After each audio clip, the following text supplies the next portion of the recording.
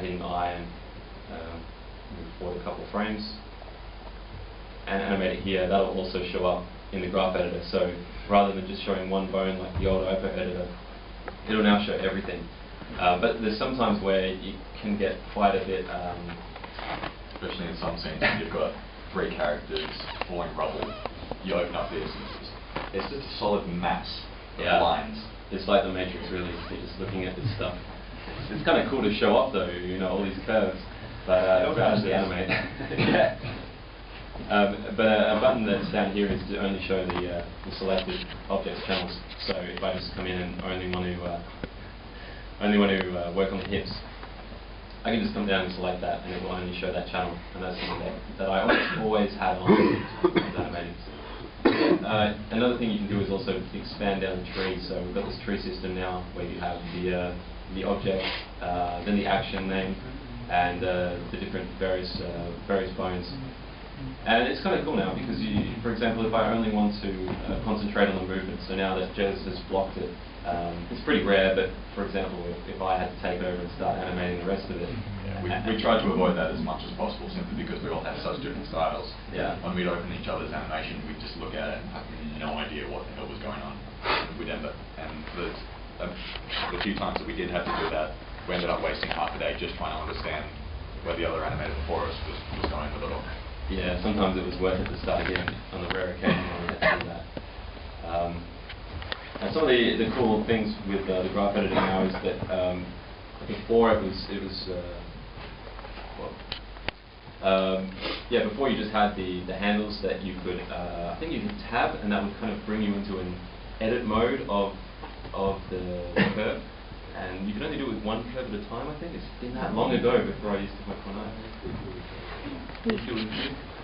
Oh, that's cool. But refresh memory.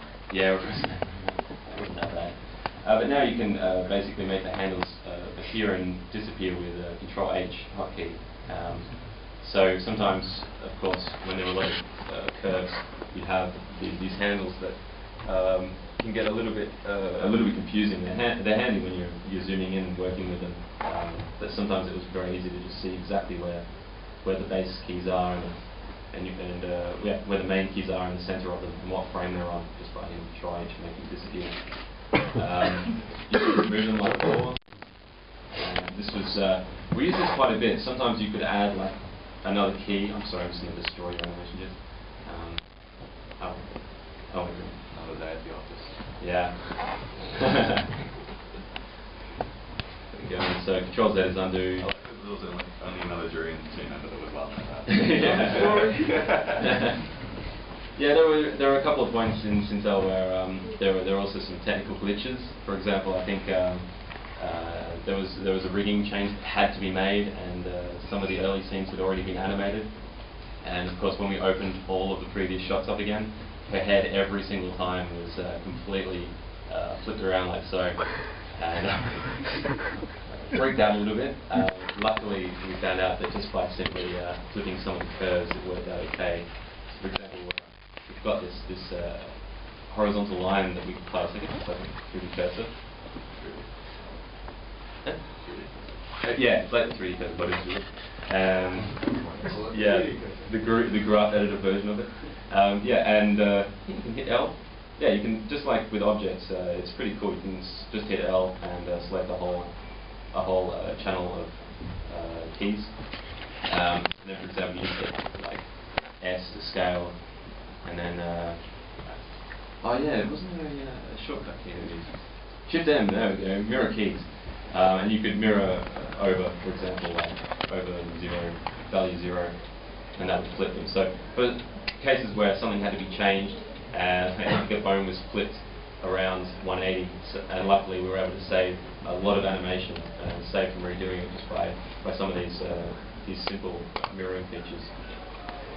What else? You've got auto recorder. That's something that in the timeline is pretty handy. So when you move something, it'll add a key, just like so. I usually animated without it. It's a bit of a mix between. Another cool thing was that we could just keep the animation running, and sometimes, I can't remember exactly where I used this, but there were a few times where like Sintel would be moving, and then I would grab this and the cube and start moving around somewhere else. But there we go. So we've got record keys on, so then it would just go in and add a whole bunch of keys in. It's like an art house film at the moment. We're doing well.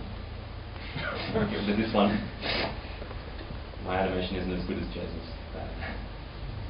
I think that's basically the main areas of the graph editor. Also in 2.49, there was this thing where you could hit the K key and bring up this like these vertical lines that would go through each of the keys.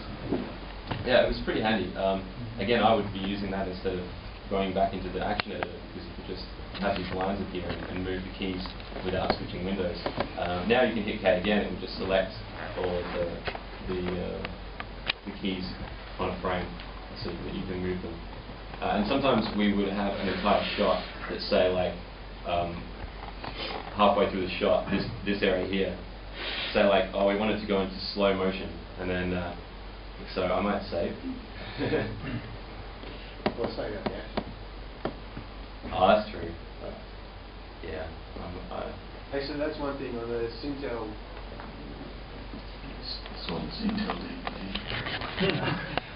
There's By now. it's not on all of them, but there's a lot of the animation files have actions saved off, so previous versions, including, I hope, I haven't actually checked unless it was clean, but anyway, the very last shot has the actual original ending of the movie, which is not obviously what was on the movie in the end. So yeah, but there's a lot of, I try to do that in my things where I saved out the blocking phase, first polish phase, and all the phases. So you can look at that. But one thing is that you don't have to save multiple copies of your file, like you do in most other packages. You've got 01 only up to 1,000, final untitled or 01 file names. You can actually just save it off in a single blend file and just have a library of little actions, and they don't get deleted, fortunately, when you save and reopen the blend file.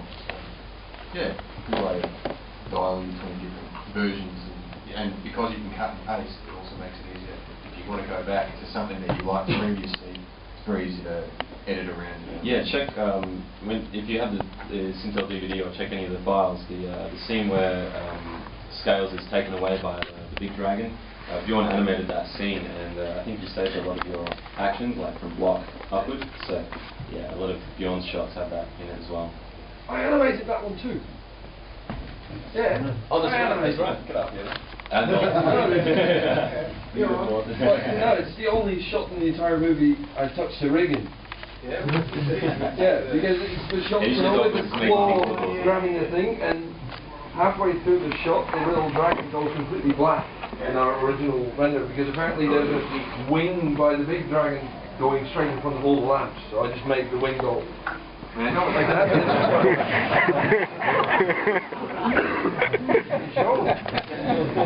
Do we have the film somewhere? That is the point. If anyone has any particular questions about particular shots, then feel free to throw them. We can open up the file and look at it. Yeah, if you want to ask anything, just throw up a hand.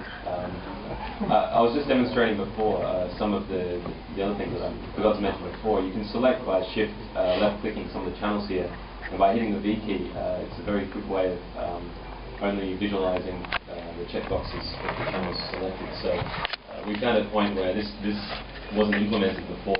We were literally coming in going like, oh, that's horrible. And then unchecking all these boxes and rechecking them, and then you'd come back and forget that you had unchecked them. Like you can see here, they're unchecked, and then we would just start animating or moving keys around, and we'd move all the keys over here, for example, and then you realise, whoops, there's still these keys hanging around. So basically to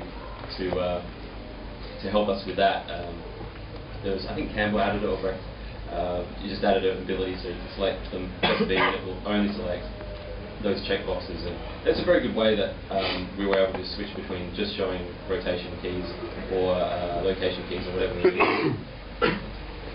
So it included the selection button here, plus being able to view individual channels is pretty cool, and then you can just select A again and put them all back.